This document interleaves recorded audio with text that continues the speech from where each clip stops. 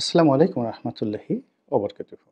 সম্মানিত দর্শক, বাংলাদেশের রাজনীতির যে প্রকৃতি এবং পরিবেশ, বলতে গেলে দিনের মধ্যে ৪ বার করে পরিবর্তন হচ্ছে।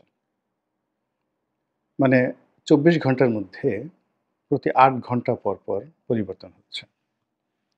এদেশের কোনো রাষ্ট্রীয় সিদ্ধান্ত, কোনো মন্ত্রণালয়ের সিদ্ধান্ত রাত ২টোর পরে হয়। এরকম নজির আমি ইতিপূর্বে দেখিনি। যখন মাইলস্টোন কলেজে অ্যান্ড স্কুলে সেই ঐতিহাসিক মহাদুর্ঘটনা এবং বিয়োগাত্মক ঘটনা ঘটল, তারপরে যে এইচএসসি অর্থাৎ ইন্টারমিডিয়েট পরীক্ষার যে ডেট ছিল, সেটি পেছানোর যে জোর দাবি, সে ব্যাপারে সরকার প্রথমে কর্ণপাত করল না।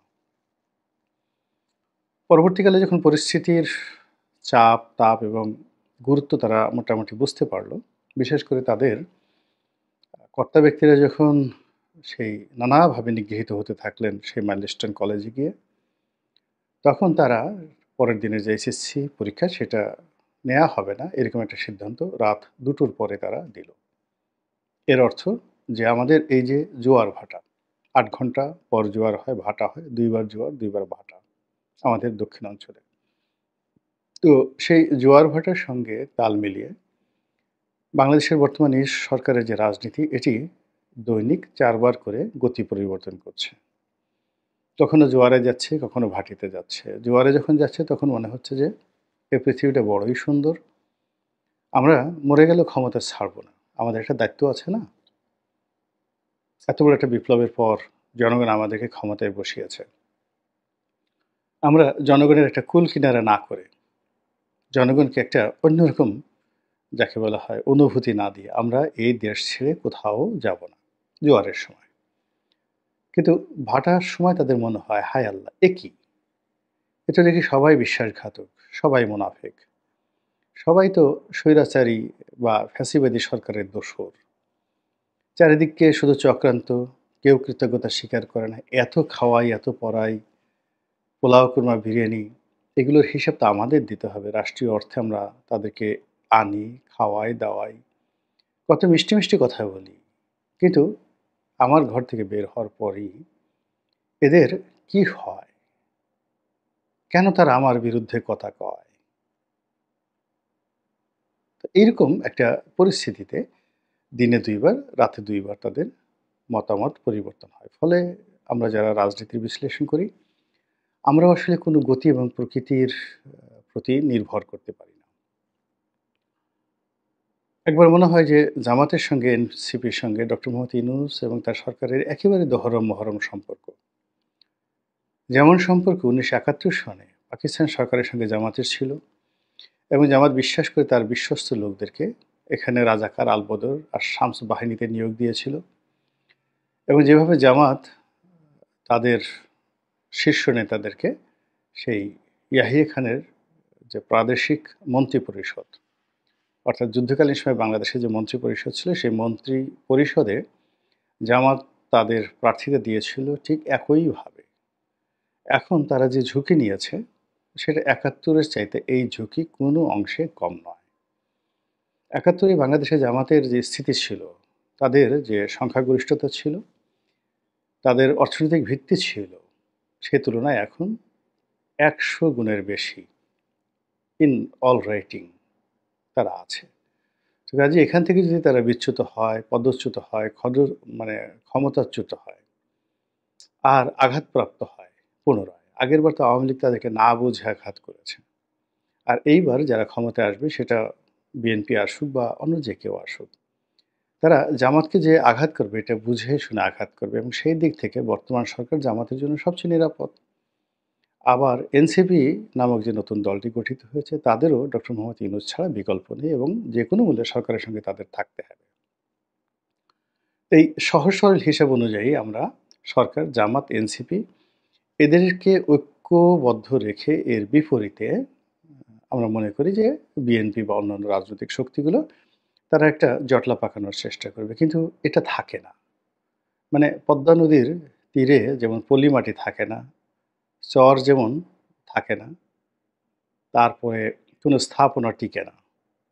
ঠিক তদ্রূপ আমাদের এদেশের যে রাজনৈতিক ঐক্য, সকালে যেটা বললাম, বা যেটা দেখলাম এটা বিকেলে এসে থাকে না। এখন অবস্থা দৃষ্টে মনে হচ্ছে যে জামাত এবং এনসিপি দুটোই সরকারের প্রতি নানা কারণে বিরক্ত এবং তারা কোনো অবস্থাতেই ডক্টর মোহাম্মদ ইউনূসের উপর আস্থা রাখতে পারছে না।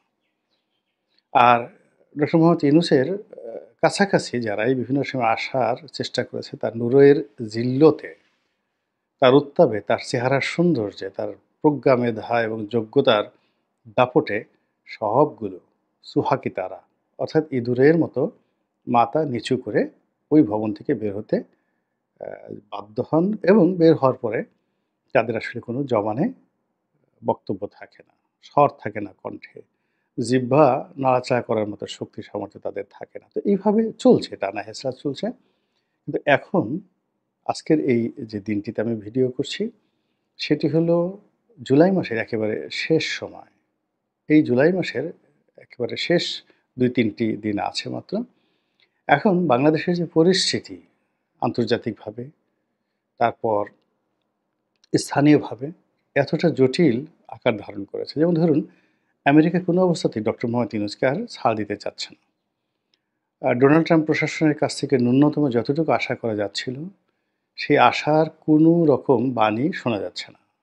বাংলাদেশের উপর তারা একতরফাভাবে ৩৫% ট্যাক্স আরোপ করেছে আমাদের যে রপ্তানিযোগ্য পণ্যের উপর, এবং এই বিষয়ে আলাপ আলোচনা করার জন্য দ্বিতীয় মেয়াদে বাংলাদেশের কর্মকর্তারা মানে বাণিজ্য উপদেষ্টা বা বাণিজ্য মন্ত্রী যে যাবেন, এর জন্য কোনো অ্যাপয়েন্টমেন্টই দেওয়া হচ্ছে না, কোনো দাওয়াতপত্র দেওয়া হচ্ছে না এবং সরকারের সঙ্গে অর্থাৎ মার্কিন সরকারের সঙ্গে আলোচনার কোনো সুযোগই পাওয়া যাচ্ছে না। অন্যদিকে চীনও তো বেঁকে বসেছে। তারাও নানা কারণে সরকারের প্রতি বিরক্ত। আর ভারত তো ১০ পায়ে দাঁড়িয়ে আছে। এর মধ্যে এই মাইলস্টোনের ঘটনা ঘটল, গোপালগঞ্জের ঘটনা ঘটল এবং এই মাইলস্টোন এবং গোপালগঞ্জের ঘটনাকে কেন্দ্র করে বাংলাদেশে যে উত্তাল পরিস্থিতি, সেই উত্তাল পরিস্থিতিতে পাকিস্তান, ভারত, চীন, আমেরিকা আবার নতুন করে খেলা শুরু করেছে। মায়ানমার সীমান্তে আমাদের নতুন সমস্যা দেখা দিয়েছে এবং যে মানবিক করিডোর জাতিসংঘ চেয়ে আসছিল, সেই মানবিক করিডোরের বিষয়টা আবার আসছে এবং বিভিন্ন আন্তর্জাতিক গণমাধ্যমে আমাদের রোহিঙ্গা ইস্যুটি যেভাবে আসছে তাতে মনে হচ্ছে এটি আমাদের গদির উপর একটা বিস্ফোরা হয়ে দেখা দিয়েছে। আমাদের সবচেয়ে বড় সমস্যা হলো যে জনগণের মধ্যে যে উন্মত্ততা দেখা দিয়েছে, উত্তালতা দেখা দিয়েছে এবং কোনো কিছু না মানার তাদের যে প্রবৃত্তি এবং যখন যেভাবে পারো যাকে ইচ্ছে তাকে ধরো, মারো, খাও। এই যে থিওরি চলছে এটি গত ২ সপ্তাহে সহ্যের সীমা ছাড়িয়ে গেছে। ফলে আমার কমন সেন্স যেটা বলছে, সিক্স সেন্স যেটা বলছে যে সরকারের এই মুহূর্তে যারা কর্তা ব্যক্তি আছে তাদের প্রায় সকলের অবস্থা ছেড়ে দে মা কেঁদে বাঁচি। কোনো মতে একটা নির্বাচন দিয়ে তারপরে কারো হাতে দায়িত্ব হস্তান্তর করে তারা যদি নিরাপদ বা সেফ এক্সিটের কোনো সুযোগ পায় তাহলে তারা সেই সেফ এক্সিটের জন্য সর্বোচ্চ চেষ্টা করবে। এটাই স্বাভাবিক এখন যা যাচ্ছে। তো সেই দিক থেকে তারা এই গত ১১ মাসে জামাতের সঙ্গে এনসিপির সঙ্গে যে মাখামাখি করেছে, দহরম মহরম করেছে, তো সেক্ষেত্রে যদি ফরমালি জামাত এবং এনসিপির কাছ থেকে বিদায়ের চেষ্টা করা হয়, বিদায়ের বাণী শোনানো হয়, তাহলে বুঝতে পারেন জামাত এবং এনসিপির যারা কর্তা ব্যক্তি তারা সবাই বলবে চাচা মিয়া বা দাদু ভাই, মরে গেলেও জীবন গেল আপনাকে ছাড়া যাবে না। আমরা আফগানিস্তানে দেখেছি যখন আমেরিকা তাদের দোসরদেরকে ছেড়ে গেছে তখন ওই আফগানিস্তানে কি ভয়াবহ পরিস্থিতি তৈরি হয়েছে। আমরা বাংলাদেশে দেখেছি যে শেখ হাসিনা যখন বাংলাদেশ থেকে চলে গেছেন, তার দোসর, পাত্র, মিত্র, আমলা কামলা, উজির নাজির, পায়েক, পেয়াদা, কোতোয়াল প্রায় সবাই এখন দস্যুরানী ফুলুনের মতো মানুষের আক্রমণের শিকার হচ্ছে। কোর্ট কাছারিতে, অফিস আদালতে, জেলখানা থেকে শুরু করে সর্বত্র। তো কাজেই আগামীতে এরকম একটা পরিবেশ যেন সৃষ্টি না হয়, এজন্য আপনাকে ছাড়া হবে না। এটা স্বাভাবিক এবং এটা যদি ডক্টর মোহাম্মদ ইউনূস এই মেসেজটা বুঝে থাকেন, তাহলে তিনি তাদেরকে কখনোই সে কথা বলবেন না যে কথায় তারা বিক্ষুব্ধ হয়ে ওঠে এবং তিনি বিকল্প সেই ব্যবস্থা করবেন যে ব্যবস্থায় তার একটা নিরাপদ প্রস্থান হয় এবং তার জন্য তার সবচেয়ে বড় নিরাপদ যে অপশনগুলো, সে অপশন সামরিক বাহিনী, সে অপশন বিএনপি অথবা আওয়ামী লীগের মতো বড় দল বা দিল্লির মতো একটি কর্তৃত্ববাদী ব্যবস্থা।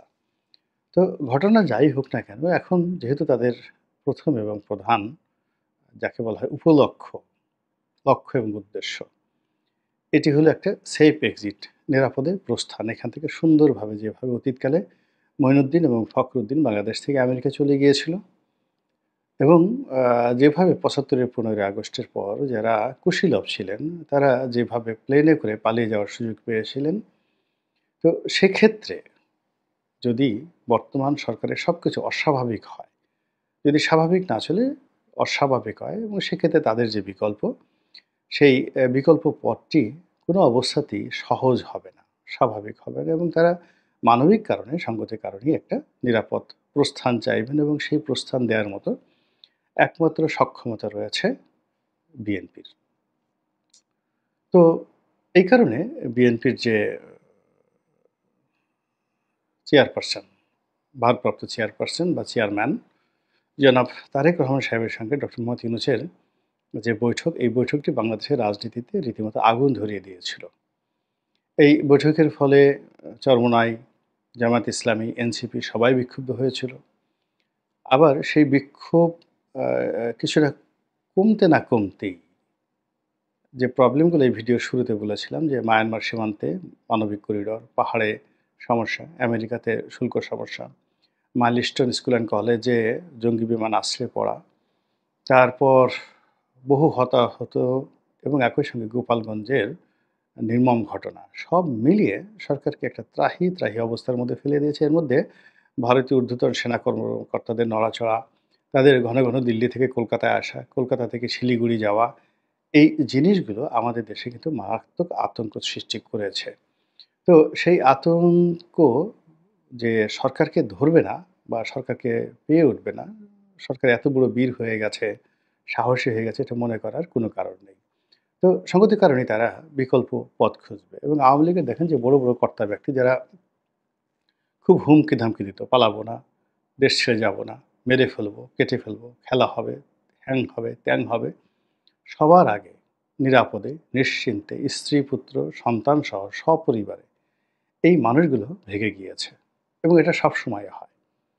সবসময়ই যারা খুব হম্বিতম্বি করে তারাই সবার আগে ভাগে।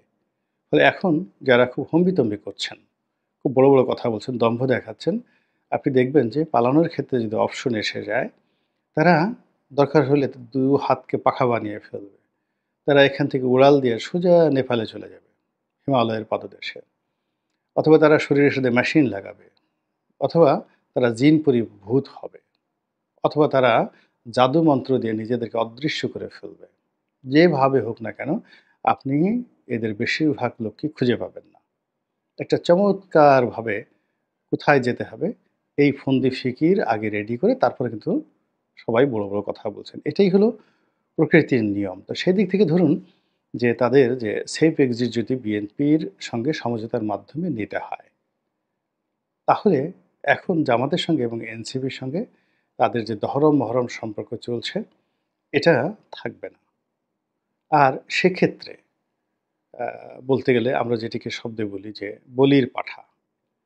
সেই বলির পাঠা বানানোর ক্ষেত্রে জামাত এবং এনসিপি ব্যবহৃত হবে, এটাই স্বাভাবিক এবং বিএনপি যখন ক্ষমতায় আসবে তখন এসে বলেন তো, এই গত কয়েক মাসে যা কিছু ঘটছে, বিএনপি ক্ষমতায় আসলে কিংবা ধরুন আওয়ামী লীগ আসলো, কিংবা ধরেন সেনাবাহিনী আসলো কিংবা অন্য যেকোনো প্রক্রিয়াতে জামাত আর এনসিপি তারা ক্ষমতার কাছাকাছি আসলো না।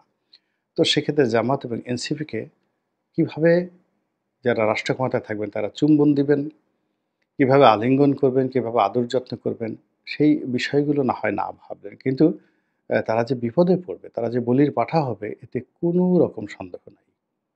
মহান আল্লাহ আমাদের সবাইকে হেদায়েত দান করুন এবং হেফাজত করুন। আসসালামু আলাইকুম ওয়া রাহমাতুল্লাহি ওয়া বারাকাতুহু।